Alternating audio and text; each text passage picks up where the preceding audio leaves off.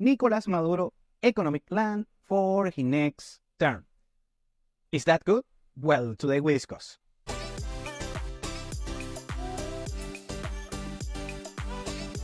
Welcome to Venezuela Insider, the only place in Venezuela for expats, digital nomads, entrepreneurs, investors, travelers, and related internationals.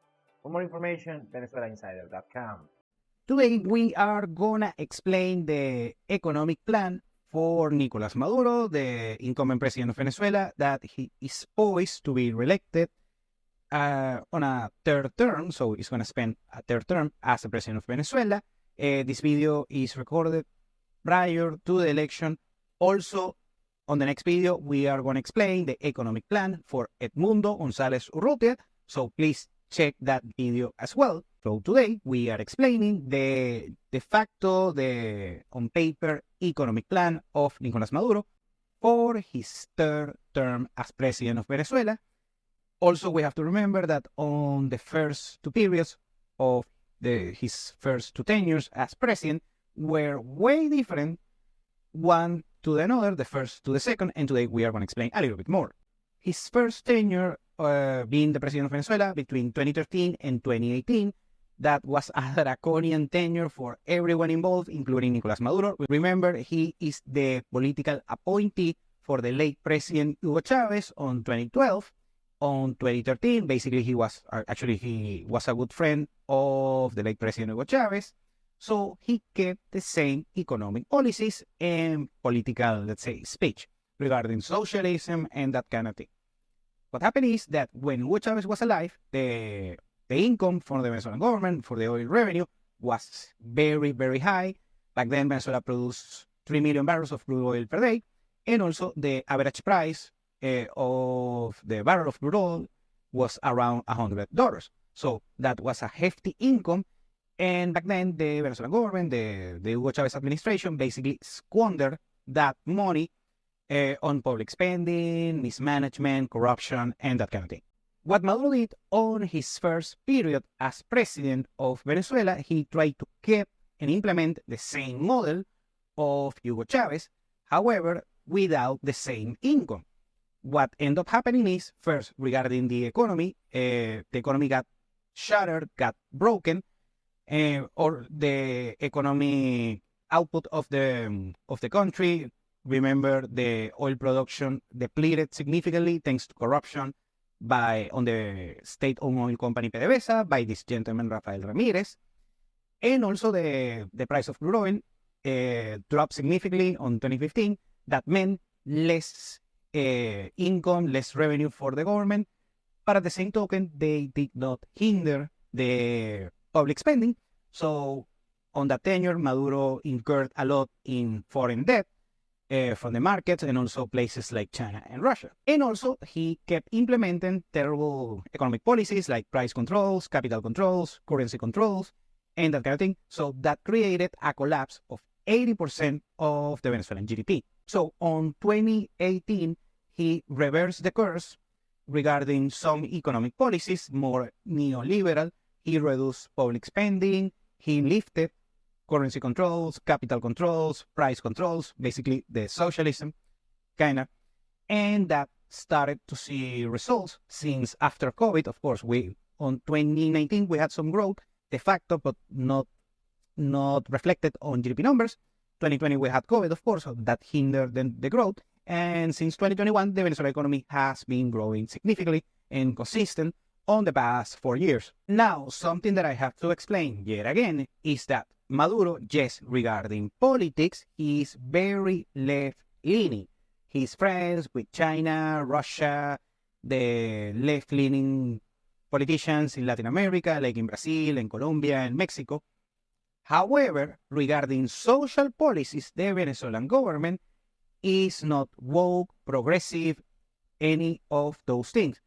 Regarding social policies, because something in the West, many people in the West confuse left-leaning and socialism with woke, progressive, and that kind of thing. The Venezuelan government is not woke, is not progressive, neither the government and also the society. The Venezuelan government actually is very conservative regarding social issues, marriage and LGBTQ and that kind of thing. The Venezuelan government is actually very conservative, and the Venezuelan society also very conservative.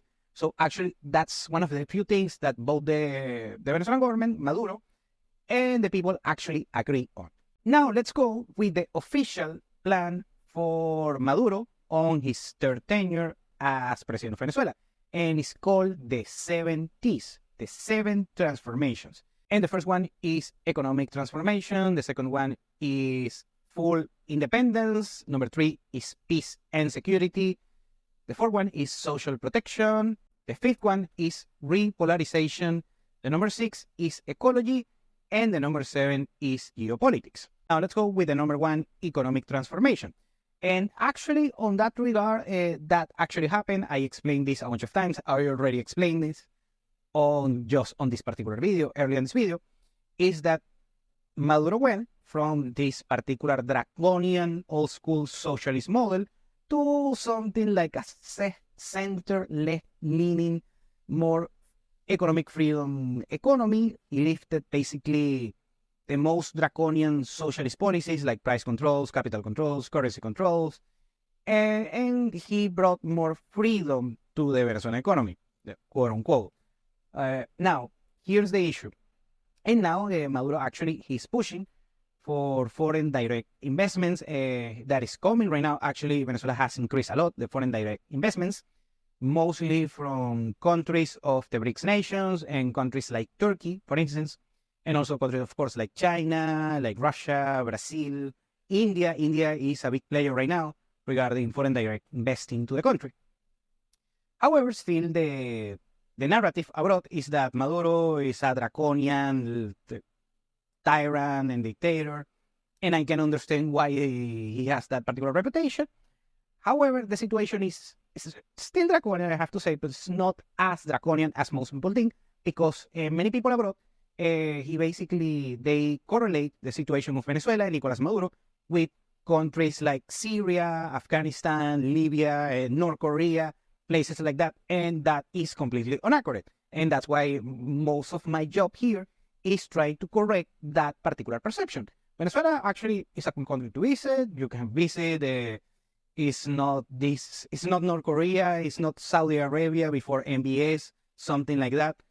But of course, with certain restrictions that you don't have in other places. Now, the biggest issue regarding economic transformation is that, remember, the model of the late Hugo Chavez, Maduro's basically predecessor, it was a lot of public spending, and the money came from the oil revenue that was hefty back then. However, Maduro, that particular oil revenue diminished a lot, so he needed another way in order to generate income for the Venezuelan government, because in order to sustain the bureaucracy and the structure of the Venezuelan government is very expensive, and with the old model, the income got depleted a lot, so you need a new model in order to generate more income, this time, doing it the old-fashioned way, through taxes and that kind of thing, but you need further economic growth in order to get that revenue, in order to sustain that particular expensive bureaucracy from the Venezuelan government. The second thing is full independence, and regarding this, that means a lot, being independent from these particular sanctions of the West, especially from the US, that affected a lot the Venezuelan economy. I'm not saying that thanks to the sanctions, the economic collapse of 80% on GDP, that happened thanks to the sanctions. However, further growth after the recovery is becoming more difficult thanks to the sanctions, because most people on the West think first the sanctions affect only the Venezuelan government and the oil industry. One thing. But many people abroad that, let's say, typical middle-level clerks, that they don't know anything about anything, actually. And because I have to deal with these people on banks and companies and representatives and that kind of thing, they don't know anything about the sanctions. So what they do is apply an over-compliance of the sanctions against private Venezuelan individuals and private companies and private businesses and so on. So that hinders synergy from Venezuelan private actors to the rest of the world. So basically, this particular full independence model is basically to be more independent of these draconian sanctions from the West in order to, and also create more leeway, create more synergy with other nations all over the world, like, for instance, the BRICS nations and countries like India, like China, like Russia, like Turkey, even some cases within the European Union, actually, and also other countries in Latin America, like Brazil and Colombia. When you have more synergy with other players and you are less limited with these particular draconian sanctions from the United States, basically what you're looking for is more synergy with the rest of the world, but without being hindered by the sanctions from the US. 30 of the 70s is actually peace and security. On this particular case, on this particular thing, the Venezuelan government actually has overperformed. In Venezuela, the crime rates have been dropping significantly since 2014, kind of. Already explained this using the data of the OVV, Observatorio Venezolano de Violencia. The crime rate has dropped significantly, around 70%. And so Venezuela is actually way more safer than not only that the perception that people have on the West, but also safer in many cases. Many Venezuelan cities are safer than the capitals of the rest of Latin America, like Bogota, Medellin, Mexico City, Cancun, Buenos Aires, and the Brazilian capitals like Rio de Janeiro, and those places. Number 4 is the social protection. And on this particular case, the government actually has underperformed since they reduce a lot the public spending. And I think it's actually a good thing because that brought stability, macro stability to the Venezuelan economy. However, the short end of the stick, they get the less fortunate people in Venezuela get it. So less social spending on healthcare, education. So basically, the public healthcare in Venezuela is being underfunded. The private healthcare is actually working very much fine. Same thing with education. The public education has been underfunded on the past 6 years, something like that. The private education has actually been doing great on the past few years. But in most cases, the public spending is not getting to the average people as they used to be during the tenure of Hugo Chavez and the first tenure of Maduro himself. The 50 is repoliticization. And actually, I don't understand actually what that means. Basically, he wants, Maduro is a populist, I have to say.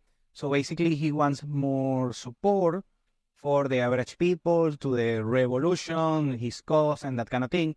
So I don't have much to explain here. So take it as you please. And number 6 is ecology. And on this particular case, the Venezuelan government, I would say, has underperformed, but actually overperformed. But, I would like to be underperforming a little bit more. Now, Venezuela doesn't have these particular green energy ESG policies that you have on the West. First, this is an oil economy, so you cannot be, green enthusiast. The issue is that actually Venezuela has reduced a lot the CO2 emissions.